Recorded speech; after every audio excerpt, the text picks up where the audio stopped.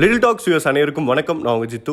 So இன்றைக்கி என் கூட Rainman Ramanan அவர்கள் ஜாயின் பண்ணியிருக்காரு. நம்ம ரெயின் அப்படின்னாலே ஃபஸ்ட்டு வந்து இவர் தான் கூகுள் சர்ச்லேருந்து நேரில் வந்து இவருடைய வந்து இன்டர்வியூஸ்லேருந்து இந்த மாதிரி நிறைய பார்ப்போம். ஸோ வணக்கம் சார், எப்படி இருக்கீங்க? ஃபைன், சொல்லுங்கள். Okay sir. அண்ட் நாங்கள் கேள்விப்பட்ட வரைக்கும் 2015 அப்புறமா இப்போ தான் வந்து ஒரு டேஞ்சர் ஜோன் வந்து வந்திருக்கு. அந்த மாதிரி ஒரு விஷயம் தான் வந்து சாதாரண மக்கள் வந்து உணர்றாங்க. ஸோ அது உண்மையா சார்? அது அதிகமாக மழை பெஞ்சிருக்கு. அது வந்து இப்போ நடக்க அது டேஞ்சர் அப்படிங்கிறது தான். இப்போ தான் ஒன்றும் இல்லை, சில இடத்துல ஒரு காலத்தில் லேக்காக இருந்திருக்கும், அந்த இடத்துல வீடை கட்டியிருப்போம். ஒரு 4-5 சென்டிமீட்டர் பெஞ்சாலும் அங்கே தண்ணி வந்துடும். அது ஒரு 5 சென்டிமீட்டர் அவங்களுக்கு டேஞ்சர் ஜோன். ஸோ சில பகுதிகளுக்கு கூட ஒரு 10 சென்டிமீட்டர் வந்தால் அங்கே தண்ணி வந்துடும். ஸோ அது இடத்த பொறுத்தது தான். அதாவது எங்கெங்கே லேக் ஏரியா, லேக் ரோடெலாம் இருக்குது இப்போது, ஆனால் அது லேக்ஸை காணும். ஸோ அதனால இப்போ நம்ம டேஞ்சர் ஜோன்னு சொல்கிறோம், அதுதான், வேறு ஒன்றும் இல்லை. அண்ட் இன்னொரு விஷயம், அதிகமான மழை வந்து 2015 அப்புறமா தான் இப்போ தான் பேஞ்சிருக்குன்னு நினைக்கிறீங்களா, இல்லை இதுக்கு முன்னாடியும் அதிக மழை வந்து வந்திருக்குன்னு? 24 hours ரெயின்ஃபால் எடுத்துன்னு பார்க்கும்போது 21 சென்டிமீட்டர் அன்றைக்கி நுங்கம்பாக்கத்தில் பதிவாச்சு, 23 டிஜிபி ஆஃபீஸில் பதிவாச்சு. அதுபடி பார்த்தா இந்த 5 வருஷத்தில் ஜாஸ்தியாக வந்திருக்குன்னு சொல்லணும். அது ஒரு 5 வருஷத்துக்கு ஒரு வாட்டி தானே வந்து தானே இருக்கும். ஓகே, இதுக்கு முன்னாடி வருடங்களை கம்பேர் பண்ணும்போது இப்போ வந்திருக்கிற இந்த மழையோட தாக்கம் வந்து எப்படி இருக்குன்னு நினைக்கிறீங்க? பாருங்கள், எவ்வளோ மழை பெய்யறதுங்கிறது முக்கியம் இல்லை, தண்ணி வெளியில் போகிறதான்னு பார்க்கணும். அதுதான் ரொம்ப ரொம்ப முக்கியம். இப்போது இது வெஸ்ட் கோஸ்ட்டில் நம்ம மேற்கு கடற்கரையில் இருக்கிற பகுதியெல்லாம் பாருங்கள், பாம்பே இருக்குது, மும்பை நகரம், மங்களூர்லாம் இருக்குது. இங்கெல்லாம் 30-40 சென்டிமீட்டர்லாம் சர்வசாதாரணமாக பெய்யும் அந்த தென்மேற்கு பருவமழை காலங்களில். பாம்பேயில் 94 சென்டிமீட்டர் பெஞ்சிருக்கு. அதே போன்று இந்த மத்திய பிரதேஷ் இந்த பகுதிகளெலாம் ஒரு காற்று தாழ்வு மண்டலம்லாம் தென்மேற்கு பருவமழை காலங்களில் போகும்போது இதே மாதிரி 40 சென்டிமீட்டர்லாம் சர்வசாதாரணம் பெய்யும் சில நாட்களுக்கு. ஸோ அதெல்லாம் அந்த தண்ணி வெளில போகிறதுக்கு வழி இருக்கான்னு பார்க்கணும். அதுதான் நீங்கள் சொல்கிறத வச்சு பார்க்கும்போது தண்ணி தேங்கி இருக்கு. ஸோ அதுவே ஒரு மேஜர் ப்ராப்ளமாக இருக்குது அப்படின்னு சொல்கிறீங்க. இதுக்கு முன்னாடி இயர்ஸை கம்பேர் பண்ணும்போது அந்த மழையோட ரேட்டு என்னவனா இருக்கட்டும், ஆனால் இந்த வாட்டர் ஸ்டாகிங் அப்படின்ற ஒரு விஷயம் வந்து இதுக்கு முன்னாடி கம்பேர் பண்ணும்போது இது அதிகமாக இருக்குன்னு நினைக்கிறீங்களா, இல்லைனா அதுக்கான ஒரு ஸ்டெப்ஸ் வந்து எடுத்துகிட்டு தான் வராங்க, பட் இன்னும் எடுக்க வேண்டியது நிறைய இருக்குன்னு நினைக்கிறீங்களா சார்? இல்லை, எடுக்க வேண்டியது நிறையா தான் இருக்குது. அதாவது எல்லாருமே எடுக்கணும், மக்களும் எடுக்கணும், கவர்மெண்ட்டும் எடுக்கணும். அது மக்கள் எடுக்கணுன்னா, கவர்மெண்ட் எடுக்கணுன்னா எதுன்னு தோணும். ரோடுக்கு நடுவில் சென்டரில் போகும் எது உங்களுக்கு சாக்கடை. 2 சைடு ஸ்ட்ராங் ட்ரெயின் இருக்குது. இந்த ஸ்ட்ராங் ட்ரெயினில் அடைப்பு ஏற்படுறது, அதுக்கு எது ரீசன் அப்படிங்கிறது தான் பார்க்கணும். ப்ராப்பர்லி செக்ரிகேஷன் ஆஃப் இந்த குப்பைகள்லாம் கரெக்டாக எடுத்துன்னு போயிட்டு அப்படிலாம் பண்ணனா ஓரளவுக்கு அது உள்ளே போகாத இருந்தால் குறையலாம்.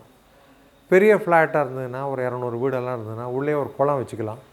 இப்போ நிறையா பார்க்கெலாம் இருக்குது. பெரிய பெரிய பார்க்காக இருந்ததுன்னா ஒரு போர்ஷன் அது குளத்துக்குன்னு அலாட் பண்ணிவிட்டு அங்கே ஒரு குளம் மாதிரி கட்டினா அட்லீஸ்ட் அங்கே வாட்டர் போயிடுச்சுன்னா சரியாக இருக்கும் இல்லையா? அந்த மாதிரி ஒன்றும் இல்லை. இப்போது நம்மளுக்கு சேவ் பண்ணுறது என்னென்னா சப்வே தான். எல்லா வாட்டரும் சப்வேல போய் நின்றுடுறது. ஸோ அது வந்து ஒரு வடிகால் மாதிரி போய்டுறது. ஸோ இந்த மாதிரி எங்கெங்கே தானே வடிகால் வைக்க முடியுமா வச்சு அப்படி தான் பண்ணணும். வீட்டை சுற்றி சிமெண்ட்டு தரையாக இருக்குது, அதெல்லாம் எடுத்துவிட்டு திருப்பியும் விதான பிளான்ட்ஸ் கீன்ஸ் வளர்த்து அந்த தண்ணி நேராக கிரவுண்டுக்கு போயிட்டு இதுக்கு நிலத்துக்கு ரோடுக்கு வராத இருக்கான்னு பார்க்கணும். இந்த மாதிரி தானே பண்ண முடியுமான்னு தான் பார்க்கணும். அடுத்தது வந்து ட்ரீட் பண்ண சாக்கடை தண்ணி வேணால் கூவத்தோடையோ பக்கிங்கானோடையோ கலந்தால் தப்பு கிடையாது. அதை ட்ரீட் பண்ணிவிட்டு போட்டோம், ட்ரீட்டட் வாட்டர் கேன் ஜாயின் அப்படிலாம் பண்ணோன்னா ஓரளவுக்கு இதெல்லாம் தப்பிச்சுக்கலாம். அதுதான் பண்ணணும். Okay sir. அண்டு 10 and 11 இந்த 2 தேதிகளில் வந்து ரெட் அலர்ட் கொடுத்துருக்காங்க. ஸோ அது சாதாரண மக்கள் எப்படி பார்க்குறாங்க அப்படின்னா, மழை அதிகமாக இருக்கும், நேற்று பார்த்த அந்த மழை மாதிரியே இருக்க வாய்ப்பு இருக்குது, அதனால் வந்து வெளியே போகக்கூடாது, ஓரளவு வந்து வாட்டர் ஸ்டாகிங்லாம் இன்னும் அதிகமாகும் அப்படின்ற ஒரு எண்ணத்தில் தான் இருக்காங்க. அவங்க கொடுக்கப்பட்ட அந்த ரெட் அலர்ட்டோட கிளியர் எக்ஸ்பிளனேஷன் சொல்ல முடியுமா சார்? ரெட் அலர்ட்னா நடவடிக்கை எடுக்கணும், அவ்வளோதான் அதுதான் மீனிங்கு. என்ன நடவடிக்கை எடுக்கணும் அப்படிங்கிறத வரும். இப்போ வந்து இத்தனை நாளாக வந்து வெறும் மழையினால தான் நம்மளுக்கு வெள்ளம் தான் வந்தது. இப்போ தோன்றிய லோ ப்ரெஷர் ஒரு டிப்ரெஷன் வரலாம் கூட போய் சான்ஸ் இருக்குதுன்னு வானிலை ஆய்வு சொல்கிறாங்க. அதாவது தாழ்வு மண்டலம் வரலும் போகிறதுக்குன்னு. அப்போ கொஞ்சம் காற்றும் வேகமாக இருக்கும்.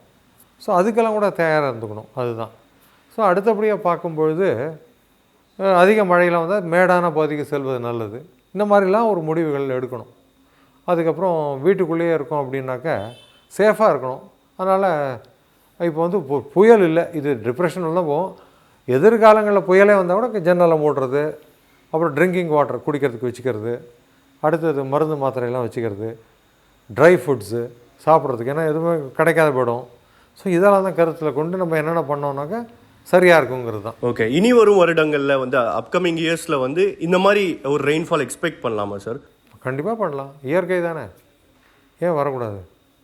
வரலாம். பட் ஆனால் அது வந்து நீங்கள் ஃபஸ்ட்டு சொன்ன மாதிரி இந்த 5 இயர்ஸ்க்கு ஒன்ஸ் இந்த மாதிரி ஒரு பெரிய தாக்கம் இருக்கும் அந்த மாதிரி சொல்கிறீங்களா, இல்லைன்னா வருஷம் எப்போ வேணால் இது வரத்துக்கான வாய்ப்பு? போனால் வரலாம், இயற்கை. இது கணினி வச்சுன்னு ஒரு 10 நாள் கணிக்கிறோம், 5 நாள் முன்னறிவிப்பாக கொடுக்குறோம். அடுத்த வருஷம் இதை ஜூன் மாதம் 12ஆம் தேதி என்ன மழை வரும்னு சொல்ல முடியுமா சொல்லுங்கள்? ஸோ அதனால் வரணும், அதாவது ஸோ வாட் நெக்ஸ்ட் வந்தால் வந்துட்டு போட்டால் அது தயாராக இருந்துவிட்டால் பிரச்சனை கிடையாது, அவ்வளோதான். ஓகே, அண்டு எல்லா மக்களுக்கும் புரிகிற மாதிரி புதிய காற்றழுத்த தாழ்வு பகுதி உருவாகி இருக்கு அப்படின்ற மாதிரி சொல்கிறாங்க. ஸோ அதோட ஒரு சின்ன புரிதல் மாதிரி நீங்கள் சொல்ல நினைக்கிற விஷயம்னா என்ன, ஈஸியாக மக்களுக்கு வந்து புரிஞ்சிக்க முடியும் அப்படின்னு சொல்ல நினைக்கிறேன்? அதாவது என்ன, தாழ்வு பகுதி தென் கிழக்கு வங்காள மற்றும் ஒட்டி உள்ள பகுதியில் வந்திருக்குங்கிறாங்க. அதுக்கப்புறம் வலுப்பெற்று ஒரு வட கடலோர மாவட்டங்களுக்கு வரும்னு சொல்கிறாங்க. அதுதான் வானிலை ஆய்வு மையம் சொல்லிருக்கு. இதனால் வந்து அந்த சரௌண்டிங்ஸில் வந்து ஹெவி ரெயின்ஃபால் நம்ம எதிர்பார்க்கலாம். ஆமாம், அது புயலாக உருவாகிறதுக்கான வாய்ப்பு இருக்குது. இல்லை, ஏன்னா அது வந்து அவங்க டிப்ரெஷன் வரல, தாழ்வு மண்டலம் வரலாம் தான் கொடுத்துருக்காங்க வானிலை ஆய்வு மையம். ஏன்னா அதிக தூரம் இல்லை அது பயணம் செய்வதற்கு, அதனால் வந்து தாழ்வு மண்டலம் வரலும் வருவதற்கான வாய்ப்புன்னு தான் கொடுத்துருக்காங்க. அடுத்து ஆழ்ந்த காற்று தாழ்வு மண்டலம் மாறினாதான் புயலுங்கிற பேச்சே வரும். அண்ட் மக்கள் வந்து கொஞ்சம் முன்னெச்சரிக்கையாக இருக்கணும், என்னென்ன தேவையான விஷயங்கள்லாம் எடுத்துக்கணும் அப்படின்றது சொன்னீங்க. கவர்மெண்ட்டும் சரி, அவங்க எடுக்க வேண்டிய முன்னெச்சரிக்கை நடவடிக்கைகள்லாம் என்னவா இருக்கும் சார்? எப்படி இம்ப்ளிமெண்ட் பண்ணுவாங்கன்னு நினைக்கிறீங்க சார்? அதாவது இந்த மாதிரி காலங்கள்னால அவங்க எல்லா ஏஜென்சி சேர்ந்து பண்ணுறது தான். Air force, navy, defence forces, cost card எல்லாருமே இதில் ஆக்டிவாக இருப்பாங்க. சப்போஸ் சில இடத்துல தனியாக வந்து தண்ணி நிறையா வந்துட்டுனா நகர்பகுதிக்குள்ளேயே அங்கேயே போட்டெல்லாம் விட்றாங்க இல்லையா, அப்போ அதில் மீனவர்கள்லாம் இன்வால்வ்டாக இருக்காங்க, ஹெல்ப் பண்ணுறாங்க அவங்களும்.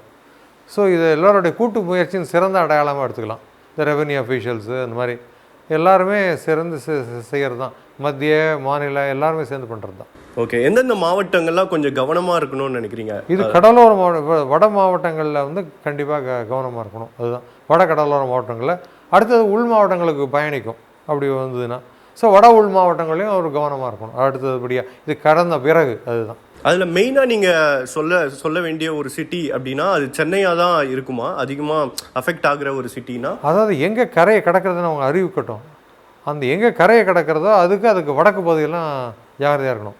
சப்போஸ் சென்னை தான் கடக்கிறதுன்னு வச்சா சென்னை மற்றும் வடக்கு ஈவன் தெற்காந்திரா வச்சுக்கலாம். கடலூர்னு வச்சுன்னா கடலூருக்கு வடக்கே புதுச்சேரி, மகாபலிபுரம்லேருந்து சென்னை அப்படி இது அந்த மாதிரி தான் வச்சுக்கணும். எங்கே கிடக்கிறதுன்னு சொல்லணும், அதுக்கு வடக்கே ரொம்ப ஜாகிரதையாக இருக்கணும். ஓகே, அண்ட் தமிழ்நாட்டில் மட்டும்தான் இவ்வளோ ரெயின்ஃபால் இருக்குன்னு நினைக்கிறீங்களா சார்? இப்போ கரண்ட்டாக கேட்குறேன், அதை தாண்டி வேறு ஏதாவது ஒரு வடகிழக்கு புறம் வேணால் தமிழகத்தில் தான் அதிக மழை கிடைக்கும். குறிப்பாக கடலோர மாவட்டங்களுக்கு அதிகமாக கிடைக்கக்கூடிய காலம் இதுதான். ஓகே, இதே மேற்கத்திய சலனம்னு சொல்லுவாங்க, ஐரோப்பாலேருந்து வரும், அதெல்லாம் ஜம்மு அண்ட் காஷ்மீர் மாநிலத்துக்கு கொடுக்கும். ஏன்னா இந்திய பகுதிகளுக்கு பெரும்பாலான பகுதிகளுக்கு தென்மேற்கு பருவமழை தான் மழை காலம் என்பது. ஓகே, அண்ட் ஒரு சில பேர் வந்து ஃபேஸ் பண்ணுற மேஜர் டிஃபிகல்ட்டி என்ன அப்படின்னா கரண்ட் கட். அது ஒரு சில இடங்கள்ல இருக்கு. பட் இதுக்கு முன்னாடி இருந்த மாதிரி இப்போ இல்லை. ஒரு சில இடங்களில் கரண்ட் இருக்குன்னே சொல்லலாம். ஸோ அதில் எந்த அளவு வந்து அவங்க கொஞ்சம் ப்ரிப்பேர்டாக இருக்கணும்னு நினைக்கிறீங்க? கேபிள்லாம் சென்னையெல்லாம் பொறுத்தவரை அண்டர் கிரவுண்டில் போட்டாங்க. பட் இருந்தாலும் சில இடத்துல வெள்ளக்காடாக மாறுதுன்னா மின் தடையை ஏற்படுத்துகிறாங்க, ஏன்னா பிரச்சனைகளை வரக்கூடாதுன்னு. அதுதான். அண்ட் இதுக்கு முன்னாடியே வந்து நவம்பர் எண்டில் இல்லைனா டிசம்பர், ஜான்வரி இந்த 3 மந்த்ஸ் வந்து கொஞ்சம் கவனமாகவே தான் இருப்பாங்க. அது எல்லாருக்குமே தெரிஞ்ச விஷயம் தான். இப்போ வந்திருக்கிற இந்த ரெயின்ஃபால் இதுக்கு முன்னாடியே வந்துருச்சு அப்படின்னு சொல்கிறீங்களா, இல்லை இன்னமும் இருக்குது அப்கமிங் மந்த்ஸில் வந்து இதே மாதிரி நம்ம எக்ஸ்பெக்ட் பண்ணலாம் அப்படின்னு சொல்லுவீங்களா? சராசரி நாள் என்பது 27 டிசம்பர், அதான் மழை முடிவுற நாள்னு பொதுவாக எடுத்துப்போம். 100 வருடங்கள் தரவுகளை பார்க்கும்போது 33 வருடங்கள் 1/3 ஆஃப் இயரில் வந்து ஜனவரியில் தான் மழை முடிஞ்சிருக்கு. ஸோ அது மழை மாட்டுக்கு வரும், பெரும் மழையாக வரணுங்கிறது அவசியம் கிடையாது.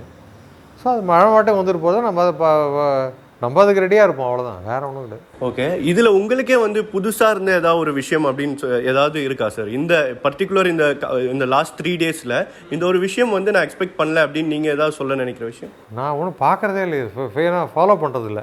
யாரான கேட்டாங்கன்னா அதுக்கப்புறம் சார்ட் எடுத்து பார்த்து எல்லாம் பண்ணுறது. ஏன்னா பணி நிறைவு முடித்த பிறகு நான் வந்து இந்த முன்னறிவிப்பு பணி பண்ணுறது கிடையாது. நான் பொதுவாக என்ன பண்ணுறேன்னா கல்லூரிகள் பள்ளிகளில் சென்று மழைனா என்ன, வானிலைனா என்ன, காலநிலைனா என்ன, காலநிலை மாற்றம்னா என்ன, புயல் எவ்வாறு உருவாகிறது, இந்த தலைப்புகளில் பேரிடர் மேலாண்மை, அந்த தலைப்புகளில் மாணவர்களுடன் உரையாடுகின்றேன். அதுதான் அவங்களுக்கு நம்மளுக்கு தெரிஞ்சதை சொல்கிறோம், அவ்வளோதான். ஓகே. அண்ட் ஸ்டாலின் அவர்கள் வந்து களத்தில் இறங்கி ஒரு சில விஷயங்கள்லாம் பண்ணதை நம்ம பார்த்தோம், அந்தந்த இடத்துக்குலாம் போய். ஸோ அவங்க கவர்மெண்ட்டாக எந்தளவு வந்து கொஞ்சம் ப்ரீ பிளான்டாக இருக்காங்க அப்படின்னு நீங்கள் நினைக்கிறீங்க, நீங்கள் பார்த்த வரைக்கும் கேட்க? கவர்மெண்ட் மிஷனரி எப்போதுமே ரெடியாக தான் இருப்பாங்க. ஏன்னா பேரிடர் மேலாண்மை அப்படின்னு வரும்போது அது இந்த பருவமழை ஆரம்பிப்பதற்கு முன்பு அவங்க மீட்டிங்லாம் நடத்துவாங்க. மீட்டிங் எடுத்து யார் யார் என்ன பண்ணணும், ஒரு ஸ்டாண்டர்ட் ப்ராட்டோகால், ஸ்டாண்டர்ட் ஆப்ரேட்டிங் ப்ரொசீஜர்னு சொல்லுவா இல்லையா, என்னென்ன செய்ய வேண்டும் இந்த ஒரு நிலையிலும் அது இருக்குது அவங்களுக்கு. ஸோ அதுபடி அவங்க ஒரு ஆட்சியருடைய பங்களிப்பு என்ன, அப்புறம் இந்த கமிஷனர் ரிலீஃப் ரீஹேபிலிட்டேஷன் இருக்கார் இல்லையா, இந்த ஸோ அவர் வந்து என்ன பண்ணுவார், ரெவென்யூ அட்மினிஸ்ட்ரேட்டர், அந்த மாதிரி ஒவ்வொருத்தருக்கும் ஒரு பங்களிப்பு இருக்கும். ஸோ அதற்கேற்றபடி அவர்கள் அதை பணியை செய்வார்கள். ஓகே. அண்ட் இந்த 10-11 தாண்டி இது எப்போ நிற்கிறதுக்கான கொஞ்சம் குறைய 10-11க்கு அப்புறம் குறைஞ்சிரும். அதுக்கப்புறம் அது எங்கேயோ போயிடும். அப்புறம் புதிய நிகழ்வு வருதான்னு பார்க்கணும். புதிய நிகழ்வு வந்து நம்மளுக்கு வருமா, ஆந்திரா போகுமா, அடுத்தது பார்க்கணும். இது மாதிரிலாம் இருக்குது. அண்ட் ஆல்ரெடி வந்து சோஷியல் மீடியாவில் அவ்வளோவா வந்து நீங்கள் பார்க்கல அப்படின்னாலும் கூட இந்த மீம்ஸ்லாம் நிறைய போட ஆரம்பிச்சிட்டாங்க. அதாவது போட்டில் போகிற மாதிரி இந்த மாதிரி மீம்ஸ்லாம் வந்து போட ஆரம்பிச்சிட்டாங்க. ஸோ அந்த மாதிரி ஒரு சுச்சுவேஷன் வந்து அந்தளவு ஒரு அதை பார்க்க ஃபன்னியாக இருந்தாலும் வந்து அதை அனுபவிக்கிறவங்களுக்கு ஒரு இன்னல்கள் இருக்கும். ஸோ அந்த மாதிரி ஒரு சுச்சுவேஷன் மறுபடியும் வரும்னு நினைக்கிறீங்களா சார்? இப்போ இந்த 10th and 11th பெருமழை இருக்கும், அதை எதிர்பார்க்குறோம். அடுத்து குறைஞ்சி போயிடும். 10th and 11th வர நீரை வடிஞ்சு போயிடுதுன்னா பிரச்சனை இல்லை, அவ்வளோதான். ப்ரிப்பேர்டாக இருக்கல தப்பே கிடையாது. ப்ரிப்பேர்டாக இருந்தால் தான் நல்லது, அதுதான். இது வந்து சில தாழ்வான இடங்கள் கொஞ்சம் மழை பெஞ்சாலே தண்ணி வந்துடுமே, என்ன பண்ண முடியும் சொல்லுங்கள், அதுதான் ப்ராப்ளம். ஓகே. பட் ஆனால் அது வடிகிறது கொஞ்சம் பார்க்கும்போது கொஞ்சம் கஷ்டம், அதாவது நாட்கள் இன்னும் எடுக்கும் அப்படின்ற மாதிரி தான் தெரியுது. ஸோ அவங்களே வந்து இந்த மக்களே வந்து அது கொஞ்சம் முன்னெடுத்து ஏதாவது பண்ணணும் அப்படின்னு நீங்கள் சொல்ல நினைக்கிற விஷயம் ஏதாவது? டெஃபினட்டாக நான் தான் சொல்லுவேன். அதோ பெரிய மாடி கட்டடங்கள் வளாகம் இருந்ததுன்னா உள்ளே அழகாக ஒரு குளத்தை வெட்டுங்க. ஸோ அந்த குளத்தில் வந்து கண்டிப்பாக இந்த உபரியான தண்ணி அங்கே போட்டோம். அடுத்தது அவங்க வந்து இப்போ இந்த ஸ்டார்ம் ட்ரெயினோட சேர்த்துட்டாங்களா, மெட்ரோ வாட்டரோட அந்த சாக்கடையோடு அவங்க லிங்க் ஆச்சுன்னா கவலை இல்லாத வெளியில் போயிடும். சப்போஸ் சில இடத்துல அந்த மாதிரி லிங்கே நடக்கலை இதுன்னு வச்சுங்க, என்ன வழி, ஒன்று அவங்க வந்து ஏதோ வண்டி வந்து செப்டிக் டேங்கில் இருந்து இருக்கிற தண்ணியெல்லாம் எடுத்துன்னு போகும் இல்லையா, அதுக்கு போல் அந்த தண்ணியை சுத்திகரித்து கூட அந்த குளத்துல விடலாம், பிளான்ஸுக்கு யூஸ் பண்ணலாம். ஸோ அந்த மாதிரிலாம் வழிமுறைகள்லாம் பார்க்கலாம். ஓகே. அண்ட் 2015 நடந்த அந்த விஷயங்கள்லேருந்து நம்ம கற்றுக்க வேண்டியது அப்படின்ற ஒரு விஷயம்னா நீங்கள் சொல்ல நினைக்கிற விஷயம்னா என்ன? நம்மனா மக்கள் மட்டும் சொல்லலை, கவர்மெண்ட்டும் சேர்த்து தான் சொல்கிறேன். ஏதாச்சும் ஒரு விஷயம் வந்து இந்த வாட்டி நம்ம கொஞ்சம் எக்ஸ்ட்ரா கவனமாக இருக்கணும்னு நீங்கள் சொல்ல நினைக்கிற விஷயம்? ஒன்றுத்துக்கு மாத்திரம் இல்லை, இப்போது வறட்சி, தண்ணியே இல்லை மெட்ராஸில் அப்படிங்கிறோம், அதுக்கும் தயாராக இருந்துக்கணும். அதுக்கு எப்படி தயாராக இருந்துக்கணும்னு நீங்கள் கேட்பீங்க. அப்போ வந்து வெறும் காற்றுலேருந்து கூட தண்ணி எடுக்கலாம். அந்த மாய்ஸ்ட் ஏர், கடல் காற்று வருது இல்லையா, ஸோ அதுலேருந்து கூட ஒரு மிஷின் மாதிரி வச்சு அதை கேப்சர் பண்ணி அதுலேருந்து வாட்டர் எடுத்துக்கிறதுக்கு வழி உண்டு. ஸோ அந்த மாதிரி அதுக்கப்புறம் அவங்க வீட்டிலே இருக்கிற சாக்கடை நீர், இப்போ ராமகிருஷ்ணா ஹோம் இருக்குது மயிலாப்பூரில், அங்கே வந்து நீரை சுத்திகரிப்பு பண்ணி பிளான்ஸுக்கெல்லாம் விட்றாங்க. ஸோ அப்படி அப்புறம் சோலார் பேனல், அதுலேருந்து வீட்டுக்கு பவர் கிடைக்கும். ஸோ அந்த மாதிரி எல்லாம் புதுப்பிக்க எதிரி சக்தியை பயன்படுத்தணும். ஸோ இந்த மாதிரி எல்லா இதுக்குமே தயாராக இருந்துட்டோம்னா பிரச்சனை இல்லை. இப்போ வெயில் ஜாஸ்தியாக இருக்குது, தாகம் உள்ள வீடு அப்படின்னு சொன்னோன்னாக்கா மாடியில் பெயிண்ட் பண்ணுங்க வெள்ளையா, அங்கே மாடியில் தோட்டம் அமைங்க, தோட்டத்தை காய்கறியும் கிடைக்கும், சூடும் வீட்டுக்குள்ளே இறங்காது. ஸோ அதுக்கு நம்ம தயாராகிட்டோம். ஸோ மாதிரி எல்லா ஒரு டிசாஸ்டரும் எல்லாத்துக்குமே ஒவ்வொரு வீடும் ஒவ்வொரு மனிதரும் தயாராகிட்டாங்கன்னு பிரச்சனை. இப்போ வெஹிக்கிள் பாப்புலேஷன் அதிகமாக இருந்தாலும் பிரச்சனை வருது. ஸோ நம்ம வந்து ஒரே இடத்துலேருந்து போகிறோம், மவுண்ட் ரோடுக்கே போகிறோம் வச்சுக்கோங்க, அண்ணா சாலைக்கே, ஒரு இதுலேருந்து அப்பார்ட்மெண்ட்லேருந்து ஒரு 4 பேர் சேர்ந்து அந்த சுழற்சி முறையில் காரை யூஸ் பண்ணாங்கன்னா வெஹிக்கிள் பாப்புலேஷன் குறையும் இல்லையா. அப்போ அந்த carbon monoxide, carbon di oxide வெளியில் வரதும் குறையும் வண்டியிலேருந்து. இப்படிலாம் பண்ணணும், அதுதான்.